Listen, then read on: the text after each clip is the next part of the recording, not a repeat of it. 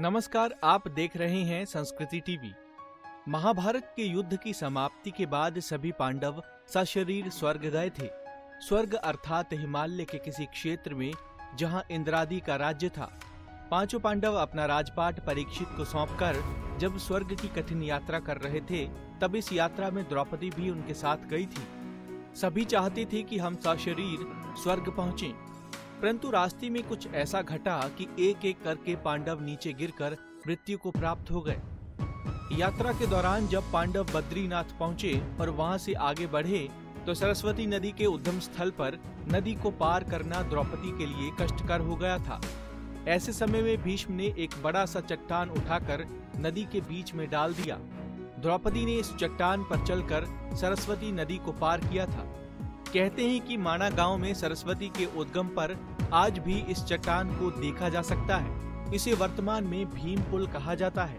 हालांकि महाभारत की कथा अनुसार पांचों पांडव, द्रौपदी तथा एक कुत्ता आगे चलने लगे।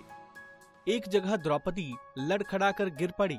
द्रौपदी को गिरा देख भीम ने युधिष्ठिर से पूछा कि द्रौपदी ने कभी कोई पाप नहीं किया, तो फिर क्या कारण है कि वह नीचे गिर पड़ी। युधिष्ठिर ने कहा, द्रौपदी हम सभी में अर्जुन को अधिक प्रेम करती थी, इसीलिए उसके साथ ऐसा हुआ। ऐसा कहकर युधिष्ठिर द्रौपदी को देखे बिना ही आगे बढ़ गए।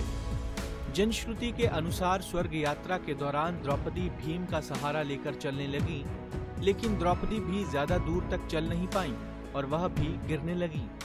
ऐसे समय भीम ने द्रौपदी को संभाला।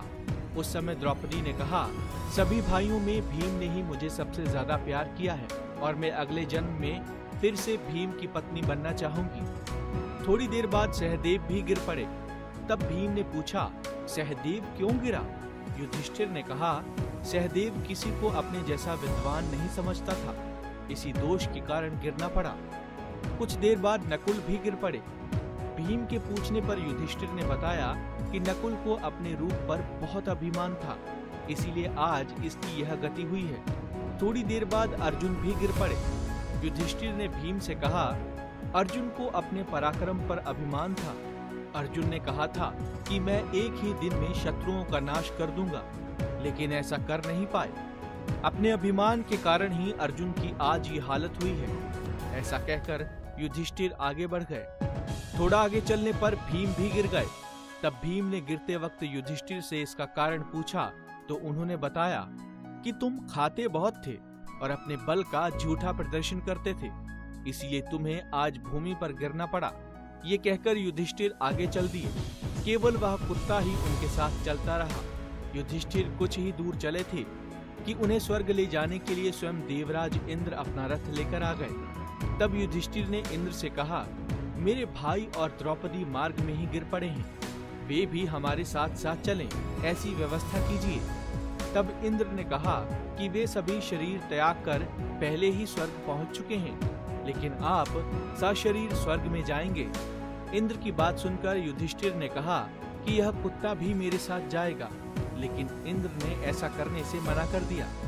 काफी देर समझाने पर भी जब युधिष्ठिर बिना कुत्ते के स्वर्ग जाने के लिए नहीं माने, तो कुत्ते के रूप में यमराज अपने वास्तविक रूप में प्रकट हो गए। युधिष्ठिर को अपने धर्म में स्थित देखकर यमराज खुश हुए। इसके बाद इंद्र युधिष्ठिर को रथ में बैठाकर स्वर्ग की ओर निकल पड़े। देखते रहिए संस्कृति टीवी। नमस्कार।